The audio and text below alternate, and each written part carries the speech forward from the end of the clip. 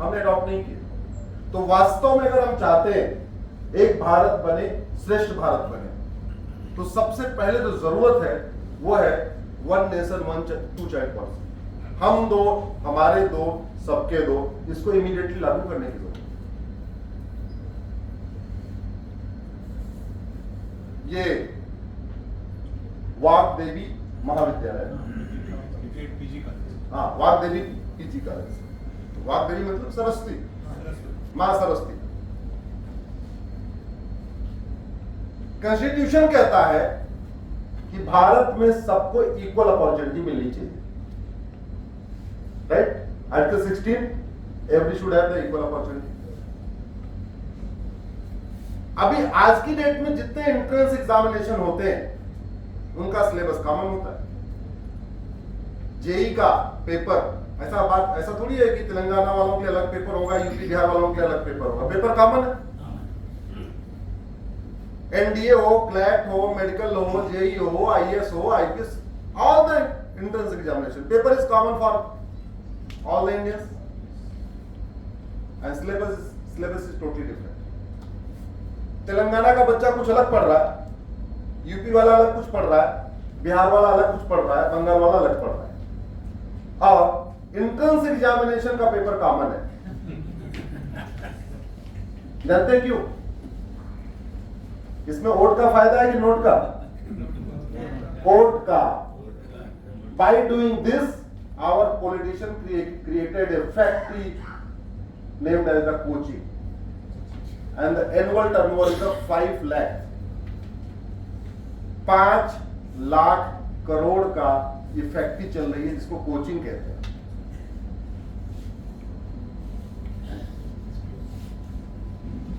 ये क्यों क्रिएट किया गया?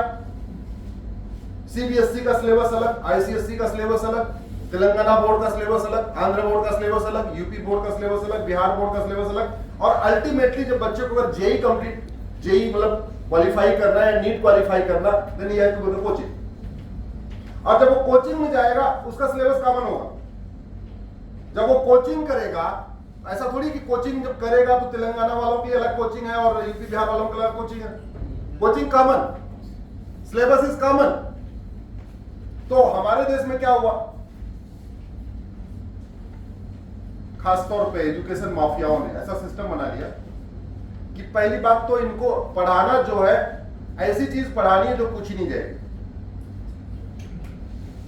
तो जो पूछा जाएगा एंट्रेंस एग्जामिनेशन में वो पढ़ाया नहीं जाएगा, और जो पढ़ाया जाएगा वो, तो ultimately you are forced to go to the coaching. क्यों? क्योंकि 5 लाख करोड़ का धंधा है। 5 लाख करोड़ बहुत बड़ी अमाउंट। इसलिए मैं पहले आपको कहा था, जो काम हो रहा है वो 2 चीजों के लिए हो रहा है, या तो कोर्ट के लिए या तो अदरवाइज। इसमें बहुत लोग बुजुर्ग हैं, 90s के पहले कोचिंग बताइए, ठीक है? 1990 के पहले सर कोचिंग थी? आपने कोई कोचिंग किया? हाँ, तो शर्म बहुत करते हैं। टीचर से पूछ लेते थे, क्लास के बाद पूछ लिया, क्लास के पहले पूछ लिया, लंच टाइम में पूछ लिया, और हुआ तो थोड़ा घर में जाके ट्यूशन कर लिया। वो भी 1-2 चैप्टर का ट्यूशन कर लिया, through out the year tuition नहीं किया। अभी तो 8th से, आफ्टर 8th इंजीनियरिंग की कोचिंग शुरू हो जा रही है। So you have to go to 4 years, 9th, 10th, 11th, 12th. You have to study your syllabus and as well as the coaching. Because जो आप पढ़ रहे हैं वो पूछा नहीं जाएगा, पूछा वो जाएगा जो कोचिंग में पढ़ाया जा रहा है। So you have to study one book in coaching and another in the school college syllabus. क्या तमाशा है? और unfortunately we intellectuals never raise this issue. अरे भैया वो पूछो ना जो तुम्हें पढ़ाना है, और वो पढ़ाओ जो पूछना है। ऐसा क्यों कर रखा है? पढ़ाते कुछ और हो, पूछते कुछ और हो, क्योंकि धंधा है 5 lakh crore. So I totally agree with my brother, we need a uniform education policy throughout the country. We need one nation, one syllabus. We need one nation, one curriculum. We need one nation, one education board. एक railway board Delhi में है और पूरे देश में railway चल रही है, चलती नहीं चलती? क्या हर जगह अलग अलग रेलवे बोर्ड है क्या? बाकी रीजनल उसके ऑफिसेज हैं, लेकिन हेडक्वार्टर कहाँ है रेलवे बोर्ड का? अगर एक रेलवे बोर्ड से पूरे देश में रेल घूम सकती है, एक एजुकेशन बोर्ड से पूरे देश के स्कूल नहीं चल सकते क्या? अगर वन नेशन वन टैक्स हो सकता है तो वन नेशन वन सिलेबस क्यों नहीं हो सकता? वन नेशन वन करिकुलम नहीं हो सकता? अब आप सोच रहे होंगे नहीं तेलंगाना के, हाँ भाई तेलंगाना वाला तेलुगु में पढ़ेगा, तमिलनाडु वाला अपनी लैंग्वेज में पढ़ेगा, महाराष्ट्र वाला मराठी में पढ़ेगा, गुजरात का बच्चा गुजराती में पढ़ेगा, लेकिन सिलेबस अलग अलग क्यों होना चाहिए? करिकुलम अलग क्यों होना चाहिए? ये सीबीएसई अलग क्यों होना चाहिए? आईसीएसई अलग क्यों होना चाहिए? तेलंगाना बोर्ड का सिलेबस अलग क्यों होना चाहिए? ये इसके खिलाफ आवाज उठाइए। अच्छा ये वाले तो फिर भी ठीक है, 2-3 और भी अलग से मॉडल चल रहे हैं स्कूलों के। एक स्कूल खोला था मुगलों ने, और आज उसके भी लाखों स्कूल खुल चुके हैं। दूसरा स्कूल खोला अंग्रेजों ने, वो भी लाखों की संख्या में खुल चुके हैं। और वो पता क्या पढ़ाते हैं? उनकी पहली टीचिंग क्या होती है? न राम पूजा के योग्य है, न शंकर पूजा के योग्य है, न विष्णु जी पूजा के योग्य, न वाग्देवी पूजा के योग्य, न लक्ष्मी जी पूजा के योग्य। This is the starting teaching. शुरुआत यहां से होती है, और वो स्कूल आज भी चल रहे हैं। और एक तो लाउड स्पीकर पे चिल्ला चिल्ला के बोलते हैं, तुम्हारे राम पूजा के लायक नहीं, तुम्हारे कृष्ण पूजा के लायक नहीं, तुम्हारी दुर्गा जी पूजा के लायक नहीं, तुम्हारे महावीर जी पूजा के लायक नहीं, तुम्हारे बुद्ध पूजा के लायक नहीं, तुम्हारे गुरु गोविंद सिंह पूजा के लायक नहीं, तुम्हारे कोई देवी देवता कोई पूजा के लायक नहीं, तुम्हारे कोई गुरु पूजा के योग्य नहीं, कोई नहीं है। और वो भी चल रहा है। दैट्स वाई अब समय आ चुका है भारत में one nation one education system हो, अपनी अपनी मातृभाषा में हो। आप मुझे बताओ, मैथ का सिलेबस पूरे देश का अलग अलग क्यों होना चाहिए? मैथ का सिलेबस एक हो सकता है कि नहीं पूरे देश का? केमिस्ट्री हो सकता है कि नहीं? फिजिक्स हो सकता है कि नहीं? बॉटनी हो सकता है कि नहीं? जूलॉजी हो सकता है कि नहीं? इंग्लिश का हो सकता है कि नहीं? हो सकता है। अच्छा इंग्लिश अगर पढ़ाना है, इंग्लिश पढ़ाना है भाई, एज पर constitution you have to teach 3 languages. Constitution में लिखा हो article 344 you have to teach 3 languages. तो तेलंगाना में क्या क्या 3 लैंग्वेज क्या है? एक तेलुगु होगी, एक हिंदी और एक इंग्लिश, 3 लैंग्वेज। अच्छा उर्दू भी आ गया?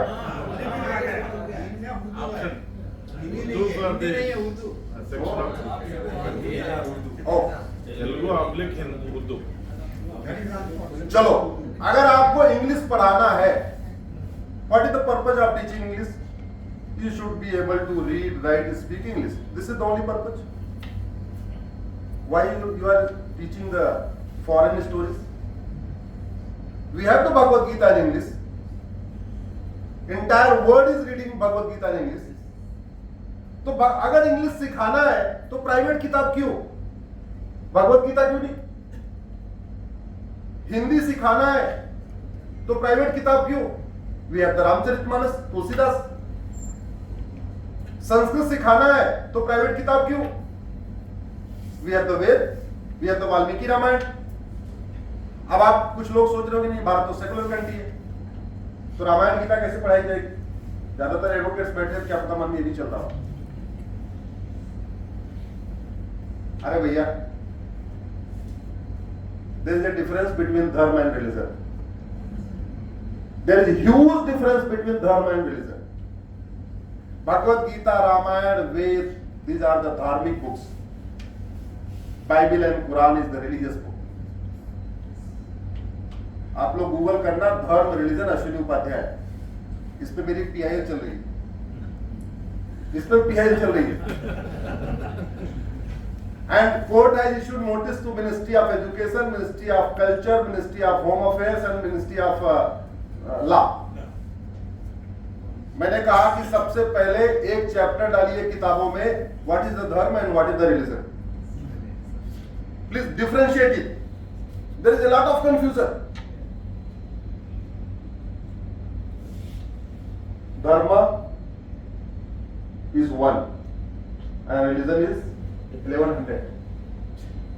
तो इसलिए मैंने PIL फाइल किया कि जितने ही आपके फॉर्म होते हैं, चाहे स्कूल एडमिशन का फॉर्म हो या राशन कार्ड का फॉर्म हो या पासपोर्ट का फॉर्म हो, जितने भी फॉर्म होते हैं, इस पे आप धर्म पूछना बंद करिए, इस पे रिलीजन पूछिए, क्योंकि धर्म एक है, रिलीजन अनेक है। एक चैप्टर डालिए, व्हाट इज द रिलीजन। जो रिलीजन होता है उसमें वन गॉड होता है, वन बुक होती है। This is the basic Tenet of religion, only one God, one book. If you follow that God and that book, you are part of that religion. If you don't follow, you don't have life and liberty. आप नहीं follow करते हो, आप बेकार हो, आप नापाक हो, आप काफिर हो, आप जीने लायक नहीं हो। अगर वो फॉलो करते हो अच्छा, नहीं फॉलो करते तो बुरा। अगर आप रिलीजन फॉलो करोगे, you will go to the heaven. If you will not follow, you will go to hell. वो रिलीजन फॉलो करोगे, जन्नत मिलेगी, नहीं फॉलो किया तो जहन्नुम में जाओगे।